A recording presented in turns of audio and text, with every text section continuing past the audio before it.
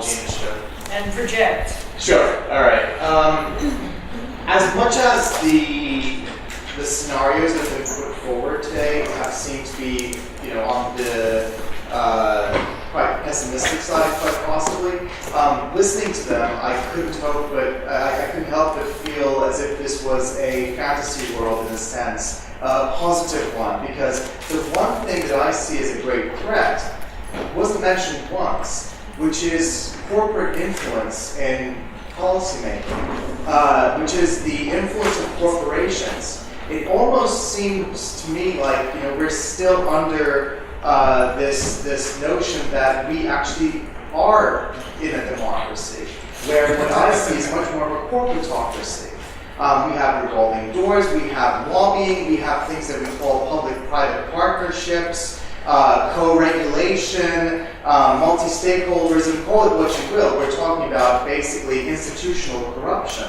And it was just very interesting to me to not hear the corporate influence mentioned once. Because, at least as I see it, unless we can tackle institutional corruption, unless we can take corporate interests out of public policy making, nothing else we do is going to have a huge impact, at least in the current situation that we're in. So what are your thoughts on that? I'm going to take 3 questions at a time, and then... Works with this. You okay? And I wrote it down. Okay. If we expect immigrants, like myself, have been educated in the UK to actually sit down and take citizenship exams and become, UK citizens. And we agree that basic digital access and understanding is kind of a human right, or at least a societal norm. It shouldn't the parties themselves be putting their candidates forward through a digital literacy test to actually check as to whether or not they are actually in sync with the rest of their potential constituency. And that goes perfectly along with the corporate side, because the thing is that actually you've got people in power who don't understand what the private partnerships that they're doing because the corporate law do. So we need to be going with people who actually get it. Well, I did point out that a lot of the NSA surveillance is built on the back of corporation. I mean, in a way that, one of the things that I was trying to talk about is the way that the revival of the liberal interpretation of ideas of bills of rights was precisely to get rid of the socio-economic and only see take only as the problem. And this has opened the way, I think, to actually not only to remove those socio-economic rights from us, which people in the 1960s were thinking we were about to be achieved, but it's also, it should actually, we have this sort of privatise the title, because Edward Snowden wasn't actually a government employee, he was a subcontractor, and a lot of it is to get it out of democratic accountability. I mean, that's one of the major attractions of privatisation, is that it's not accountable to the population but to the elite. So again, I think that's a wider discussion which this hopefully sparks off. And I think if we're going to extend the Bill of Rights beyond just let's defend privacy, as is the Englishman's home is his castle, we need to think about this wider socio-economic thing. Because even if everyone's assuming that everybody's connected to the internet, we are. But if we're going to have a digital democracy, there are large numbers of people who are online for various reasons. Either because they have difficulty with the technology, they have income problems, they have knowledge. We need to have an active thing. If you're going to have a democracy, every citizen must be connected. And that's something we're not there yet. Actually, I always understood that an Englishman's home was a Scottish castle. That's what it was. Yeah, just to deal with your question on digital literacy, it's a really good one. I think it's 2 different literacies which need to be learned, and that probably more than anything else is the biggest roadblock we're facing in actually pulling digital democracy out of being a discussion topic and actually into being something which meaningfully changes people's lives in the UK. Definitely, the people in Parliament don't come from technical backgrounds. Very few of them have come from the tech industry whatsoever. Very few of them have come from the science industry whatsoever. And I don't blame them for not wanting or being able to start deploying these platforms. I wouldn't know. I'm part of a social media research unit, and I've got no idea how I'd start using digital democratic platforms. You know, I mean, speaking to politicians, there's loads of really legitimate concerns about simple things, about capability, resources within their department. How do I know that they're not gaming it? How do I know that people aren't faking it? How do I know that this platform is safe? There's a whole cluster of questions there around how politicians need to get better at understanding technology in order to be able to use it. Certainly true. But there's another side to this, which is that actually the people that are building and advocating the technology, I think, have to start getting to grips with the nitty-gritty of the political process. I think that too often, I think that the kind of rhetoric, at least that politicians hear around digital democracy, is really quite revolutionary. It's about the idea that actually we're shifting from a representative democratic state to a direct democratic state. Well, that poses a series of absolutely fundamental constitutional changes to the way in which we actually go about doing decision making in the UK. It's not bad. It's not wrong. I mean, Demos actually is actually really pro direct democratic stuff, but that is a really big, tough, meaty proposition to make. But there's a million other much smaller steps that we can make first. There's every single day in this building and all the buildings around here, as I'm sure you will know, every single day there are hundreds of different ways of giving people more of a voice in decisions that they care about and that affect them. Civil service outreach meetings, select committee hearings, legislative scrutiny bill meetings. There's all these different, much less transformative, much more achievable ways of beginning to use these technologies, I think, to begin to lift people's voices digitally into these debates. And I think that's the way, actually, of getting citizens' voices louder in these discussions. I don't actually think that corporations rule this government. I probably think that the government's far less broken than many people in this room do, actually. I think that often both politicians and civil servants are really well-meaning and actually fairly anti-private and corporate interests themselves in the way that they do business. That's been my own honest experience of being involved in politics for a while. But I certainly think that corporations are much, much better at getting their people around the table. They've got the resources and the ability and the networks to always have their voices in those debates. And too often you see so few normal citizens actually around that table. And that's what I really think the digital democratic tools can begin to make happen on a much smaller, granular level every single day. I think that's how we start moving towards this end point of actually beginning to change the way we bring about power. Is almost this kind of encroachment of digital technologies into the parliamentary life we already have. I think that's the way forward. Okay, I'm going to take at least two. Okay, I know the guy in the back there in the black. I've seen your hand for a while. Hi, so I'm Harry Haldeman. I work for the Web Consortium, which works on cryptography and other standards. We've been watching these debates for quite a while from a mostly technical sense. After the Snowden revelations, I think it's important to remember that the Snowden revelations, that GCHQ plays perhaps a more important and more dangerous role in the NSA. As the NSA themselves say, the rule of law is actually less powerful in the UK, and thus that allows the NSA to do the GCHQ to do the NSA's dirty work, essentially. That's, I think, a very dangerous situation. Tim Berners-Lee, my boss in the Inventor of the Web, has called for a Magna Carta, where he basically wants some sort of fundamental rights on the internet, in particular, right against mass surveillance. From what we know, there seems to be little to no evidence that mass surveillance is in any way useful in stopping or catching terrorists. It seems mostly to be used to surveil and control the local population. And in fact, Tim Berners-Lee has pointed out that it's as dangerous as nuclear weapons. And we as a society, globally, have managed to actually prevent at least the proliferation of nuclear weapons with some success. We have not been able to do so with mass surveillance. So I just think that we should, Britain in particular, government officials in particular, at some point have to understand issues to actually make a stand. Otherwise, the UK will degenerate into a second-rate police state, basically doing America's bidding. Or it could be a shining example of rights, as it was when it pushed for the original Magna Carta. I think that's a really difficult choice that requires understanding the issues. And Tim Berners-Lee, he's here at the end of May, a festival. We, the technical community, are having to talk to lawmakers. At the same point, we are at, to be honest, the reason why we push for cryptography and whatnot is because we are kind of tired of the hysterical and behaviors of lawmakers continually pushing through pro-surveillance laws, which, in our opinion, are absurd. Thank you. You, I think. Hello, my name is Ian Simpson. I'm a campaigner in an environmental issue against climate engineering.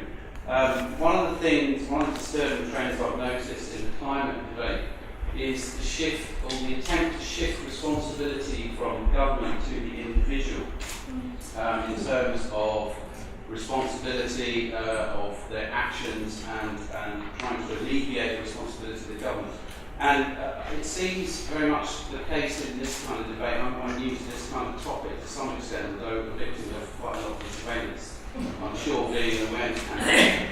It just seems kind of wrong. And also the other fundamental point was nobody seems to question why governments are so utterly obsessed with knowing what average people, particularly campaigners, are talking about.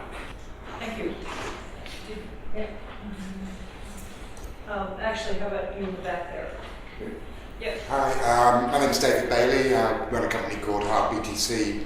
I was just wondering what the panel thought of the new technology such as Bitcoin and the blockchain, whether that's going to be able to help with digital IDs and whether that's going to have a role to play in the scheme of things. Since I just spent 2 days at a conference on digital payments and money, I'm going to say that it looks like the blockchain certainly is going to have some kind of role as a platform. That's what a lot of people were talking about, very interested in.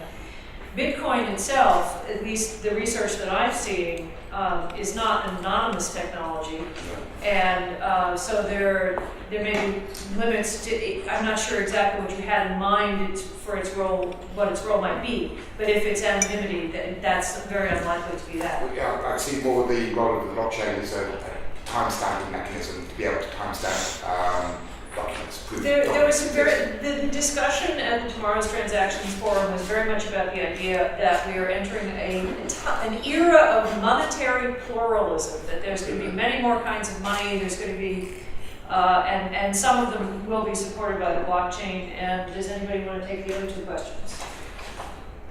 Yeah. Okay. Just on the blockchain very, very quickly, I think the consequences as this technology enters further and greater use are going to be absolutely enormous. I don't think we've scratched the surface yet of actually what blockchain has opened up. We're already seeing currency becoming almost like a social or a cultural statement, much more than a fiat currency of a state. If you look at Dogecoin, Kanye West's, these are things that people are creating for fun and using in fairly large. Now, blockchain is going to be, I think, deployed in loads of other areas. I mean, if I was a social media platform right now, I'd be scared. Because blockchain opens up the possibility, basically, you don't need the superintendency central hub governing how a social media platform works. So if you think that the proposition will become either you give your data to this large company they profit from and don't really give any value back to you other than the service, or actually a transparent system which we all know and we all take care of. I think that sooner or later we're going to see at least some people begin in significant quantities migrating away from that. I think remittances, I mean, It's extraordinary. There's a woman at the conference who runs a business that you pay in whatever your local currency is, and she transfers it as Bitcoin, and it comes out at the other end as Kenyan shillings. And it's cut the cost of his transfers by like 30 to 50%. That's right. And I think the two influences on Bitcoin are going to be there's going to be some stuff which is going to be lifted into the normal economy, like in quite a short time. In fact, actually, lots of very large, consultancies, banks, governments have already have procedures that work for doing this. So remittances, you can send your money over the world, and it costs very, very little to do so. That's already becoming a reality. But I think the bigger question is actually not Bitcoin as a new financial innovation, but blockchain as a social and political project. And actually how that begins to undermine, and as it was always really intended from a very early innovation phase, to undermine the power of the nation state. I think we've only really begun to understand what that means. Just to address the gentleman's question in the background, I don't think there's an easy way out of this question of surveillance. I don't think we're a police state, and I don't think we're marching towards a police state. I think the intelligence agencies are. I know this is going to be probably an unpopular view here, but I think the intelligence agencies see a difference, which I think often others don't, which is the difference between data retention and data access. They're pretty comfortable with the idea that we're just collecting your data without looking at it. But we need to collect it because that's the only way of finding it once we know we need to. Then when we get the warrant under law, we'll then go in and find the data.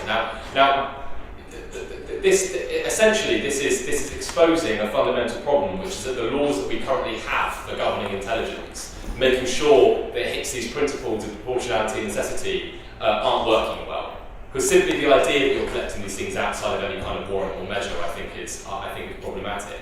But I don't think there's a kind of nefarious reason underneath that. I don't think that this is being deliberately done to surveil the populace writ large. I think actually the laws that we have in place, imperfect as they are doing a pretty good job of stopping the intelligence agencies from surveilling the populace writ large. Really? Yeah, I think they are. That's like saying, hey, we're building a gas chamber, but it's not so bad, but we're not going to use it. I'm sorry, that's completely absurd. It's not absurd whatsoever. There are hundreds and hundreds of people that work within the machinery that aren't part of government that oversees how it works. There's the commissioners, there's all these surveillance officers. So the data is there, but no one takes a peek at it. They store it, and no one looks at it ever. No, but they do look at it. So there's an auditing process wherein an independent body comes along and goes through various accesses which have been made to intelligence and tries to check whether they're right or wrong. I'm not saying that I'm happy with the intelligence system as it stands. I'm simply saying that there is a machinery which exists, which has been run for quite a long time, which means that the intelligence agencies cannot get away with whatever they want. I think this is kind of linked to the earlier point that you made to think about the individuals within the system are perfectly reasonable, nice, good people. It's the system they operate within kind of forces them down a route. The reality is because I think especially in the UK, because of that kind of pandering to commercial interests, they want to set the barrier as low as possible for kind of this kind of data protection and so on, because ultimately what applies to government will also apply to corporations as well. So it's in their interest to kind of make sure that they kind of dumb down those restrictions as much as possible. That comes fundamentally from that your desire to kind of pander to this idea of consumerism, and the idea of consumerism is absolutely linked. Can you imagine if the current government was to actually write the kind of digital Magna Carta? Can you imagine if they were to take that on as a project in all seriousness and try and write it, the opt-outs and the kind of workarounds and the kind of obfuscation and so on that would be put in place? I mean, it's really quite horrific to consider, because fundamentally, unless you get that, what was wonderful about you're looking at some of the pirates and all the rest of it, actually when you get people like this into government, they're the ones who can actually kind of change the system, because you've got all views properly represented, proper scrutiny, who can actually kind of make the type of outcomes I think many people in this room actually want to see actually make that a reality. And until you can really kind of reform the electoral system to kind of bring those type of people in, we'll never be able to kind of deliver the type of outcomes that people in this room want. I think also you're being very naive about what these people are doing, because if you look at the history of this country, certainly since the 1980s, the major focus of the security services has been on domestic opposition. So environmentalists, trade unionists, the Labour left, you've got boat singers, anybody who could possibly be different from the ruling elite is surveyed. And we've seen this with, not just surveillance, but with secret agents inside organisations, seducing people, all the rest of it. So people are, for very correct reasons, very sceptical about this claim that it's about terrorism. Partly because it's shown, most people think that it hasn't actually had much effect on it. Secondly, it's why if you look at the Snowden revelation, even the NSA is the same thing. They were looking at their ex-girlfriends, what they were doing. So I think we need to actually rethink. I agree with you about the deeper structures behind this, but the purpose of these laws and what Harry and other people have been talking about and this stress on privacy is precisely because they're not obeying the laws as they are. And we need to actually talk about this in a way that we nurture dissent, we nurture political pluralism, not try and use the state to suppress it. Ava. Yeah, I think on that note, just to put it in perspective, why we launching the Digital Citizen, because although I'm really happy that people like Carl are relaxed about surveillance, because that makes him, a better adjusted person and he can live better, and it's, it's not nice to worry about things. But while he's sitting there relaxed, we said we have to take it on, because there is a lot to worry about. Those of you who are old enough to remember this, remember when last time the government has chosen to persecute and criminalize music parties because they didn't like the music, right? 1994. That's what happened, and all of people who were involved in the rave movement were absolutely harmless people. Okay, they were lunatics, but they were harmless. Surveillance was unbelievable. John Major was so petrified of those guys that the whole machinery got launched. And I'm sorry, but I'm seeing a lot of the same. And I came here from Poland looking for democracy. What did I find? First thing I opened Siberia, there was ravers criminalized because of parties. I mean, come on. And we are in a situation where the tools of surveillance have only moved on. The algorithms got cheaper, the data storage got cheaper. The government has got untold powers, but a lot less reason than they ever had before. Yeah. One of my big concerns, and kind of ties into what you were saying, is that actually, if you look at the way that terms like terrorism have been rapidly broadened, no one really has this clear definition of exactly what is a terrorism. And in America now, they brought in, I think it was about 6 years ago, they brought in the Animal Enterprise Terrorism Act. So now activists who go and release mink from a farm are being charged under a terrorism act. And that is not terrorism. And so even if you say, they're only storing the data, they're not going to use it unless they think there is a genuine threat. But what they perceive as being genuine threats is rapidly being expanded. And I think that is an incredibly real danger to our society and our safety. The term we usually use is mission creep. Yeah. Can I criticise my own point very briefly? Actually, no, because there are a lot of people who want to say things. Phoebe? Yeah. Thank you, Andy. So we have a small group of Cybersalonistas who have been writing and researching and speaking to each other about some of the issues that are arising in the context of everything being digitized, quote unquote.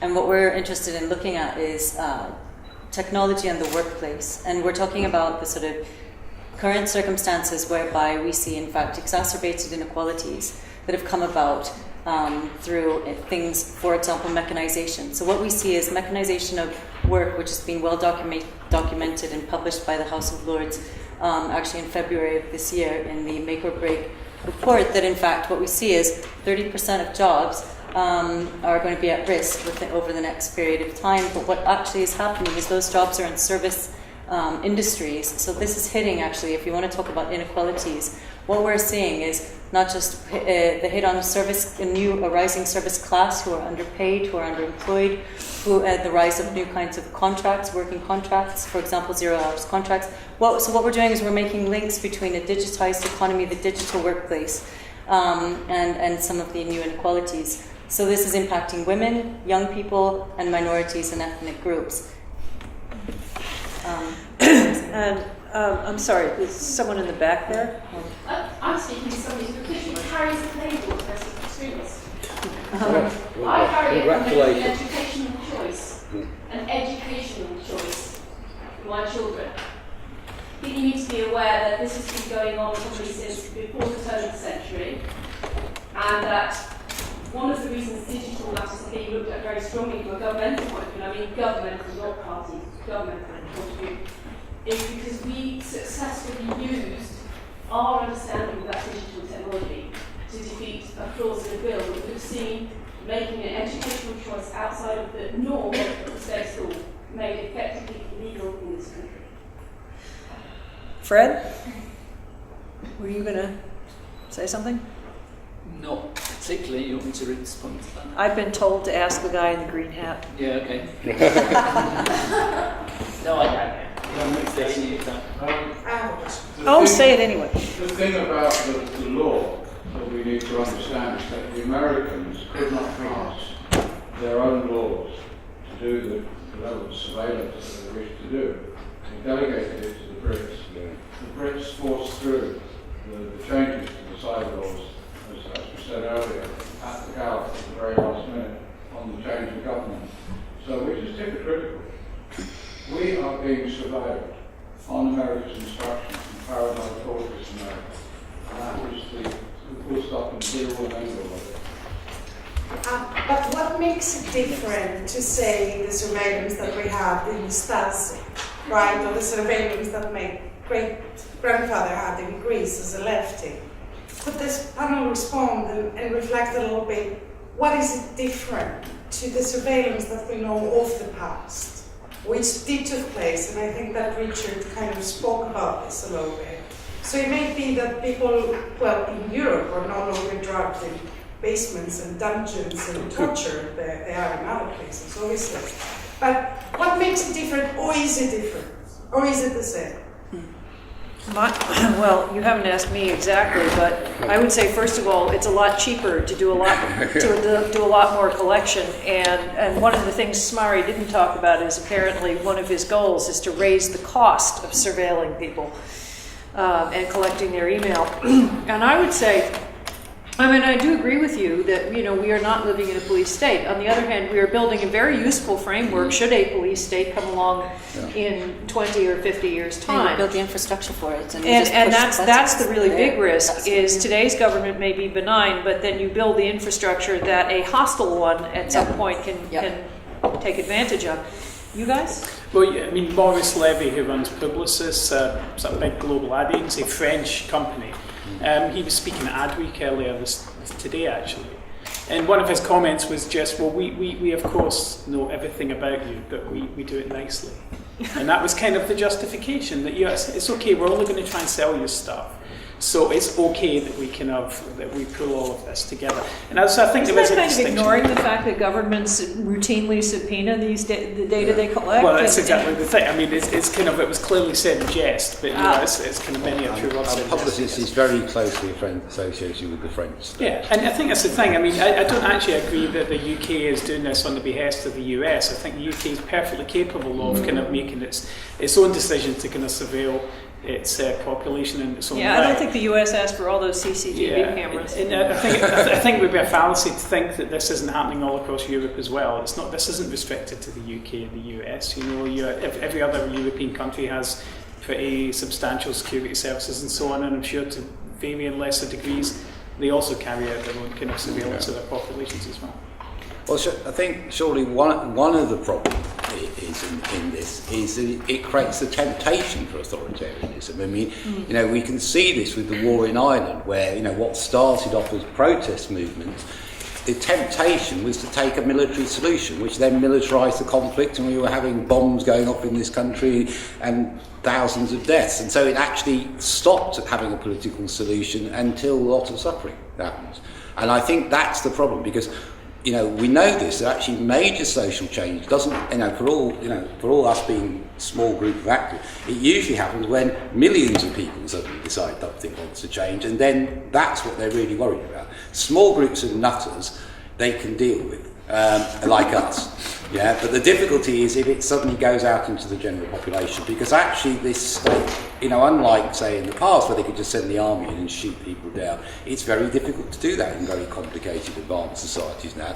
And so I think it's partly a paranoia on their part on how fragile the elite's power over society is, which again comes back to all these questions about corporatisation and privatisation, is because in a way it looks very strong. But as we've seen, in my lifetime, the collapse of apartheid in South Africa, the Stalinist systems in Eastern Europe, when millions of Poles decided they didn't want to live under the regime anymore, it didn't have a very long shelf life. And so I think if you want to know who the NSA and GCHQ are aimed at, it's not at terrorists, it's at you. That's who their major target is. And it has been since at least since the Cold War, and actually some people would argue it goes right back to the beginning of the last century. I'd like to follow up, and I will ask the digital natives now to respond a little bit more around me. And I will put the question to them, who are my lovely students, by the way. And just follow up, it's not only the surveillance, but it's the feeling of governance, the feeling that you are being followed, and the kind of self-critique that one may apply, be it that you work within a commercial environment or Facebook or Twitter, where the space does not belong to you. But I would ask any of you to comment on that feeling of being surveilled, and if it affects your posts and the way that you use them. Jack? What worries me is the attitude of people kind of lying back and trusting the government to do essentially whatever they want to do. I don't like that feeling of, yes, okay, so the vast majority of them are very nice, but the vast majority, arguably, of journalists are very nice. And the news of the world doesn't exist anymore purely because they were journalists and they weren't ministers, so they weren't they were journalists who wanted a story. And I think that if anybody in a position of more considerable power than that, and in a position to surveil and to get any information without impunity and without a system of governance for those policies, it's a mistake to lie back and just say, yes, no, I'm fairly happy there. And for what you were saying, it's quite right that the foundations are there, the framework is there for a police state to walk along, and it is to be made easier. And that's sort of we have 7 minutes before we are supposed to be out of this room. So your comments are limited to 1 sentence. Go. I was just going to say surveillance and censorship are the two sides of the same coin, and self-censorship is not quantifiable. So we might be delusioned that we have the right to speak or whatever, but of course, surveillance is just giving the way to self-censorship as well. Regarding retention, I just wanted to add that one of the things that you can do when you retain data is, even if you don't have the computational ability today to decrypt what you're collecting, in 10 years' time, you will be able to. The strongest encryption we have today under quantum computing will be the easiest thing ever to decrypt. So what you're also doing is you can retrospectively go through, and you can, and in a future government, they might say, well, now we're going to find out, who is homosexual, because we're against that, and who has been for the last 20 years, and we'll find those people, and we might actually apply the current laws to them. So there's that danger. Yes, I don't think anybody thinks encryption is a complete solution. You've been patient. Yeah, I think if anyone's in any doubt about the implementation towards the police state, you need to read the text of David Cameron's address to the UN in September 2014, which I won't quote all the things I wanted to, but just one very quick sentence: we must work together to take down illegal online material, and they're trying desperately to get ISP filtering through on grounds of pornography and terrorism. And they just launched 77th Brigade, and if you don't know what that is, look into it, because it's quite sinister. It's all there, it's all happening, so we really need to wake up. I saw a headline today that Theresa May wants to have the power to shut down extremist mosques. Really? Okay, in the back. In answer to the question earlier about why people aren't more interested, I think that a concern about surveillance is a very simple aspect, and for far more people, the implications of technological inequality and technological unemployment and precarity and college debts and housing and all sorts of other modern ailments are far more pressing than who can or can't access. But that is ignorance, because if there's 30 billion pounds budget at the moment for GCHQ, that money could be spent so much better on any class improvements. So this is kind of our job to tell people, where's the money? Follow the money. And then you will make sure that this is not only your problem, it's everybody's problem. I don't think it's a zero-sum game the way you're describing that, and also So all the money being wasted. There's also, it's worth pointing out that there's a widespread belief in government incompetence, and when we talk about a government that can't organise an NHS IT system, I don't know why we should talk about it as if it's all powerful when it comes to reading and Fair point. Okay, folks, I think we've got time for one more, and I'm choosing the woman there with the scarf. Thanks, Wendy. I was just going to say, I think that you're right, but that it may not be apathy and maybe confusion. My full-time job is to work on developing policy and laws about how to make human rights protective technology, and like we don't know how to do it. Like I think like Phoebe's research, we may not be living in a police state at the minute, but I think it's still incredibly problematic. The powers that be in this whole system that's been developed is reinforcing traditional discrimination. And I think this surveillance world that we're living in completely undermines what an open society should be, which posits that government should be accountable to people, but in a surveillance state, of course, it's the inverse. So. Okay, I want to thank everybody for coming. We will pursue this online, certainly, and at monthly meetings at cybersalon.org. There are some posters and flyers here if you want to know more about them. And we would like to thank John McDonnell, MP, and the People's Parliament for the use of the room. Thank you very much.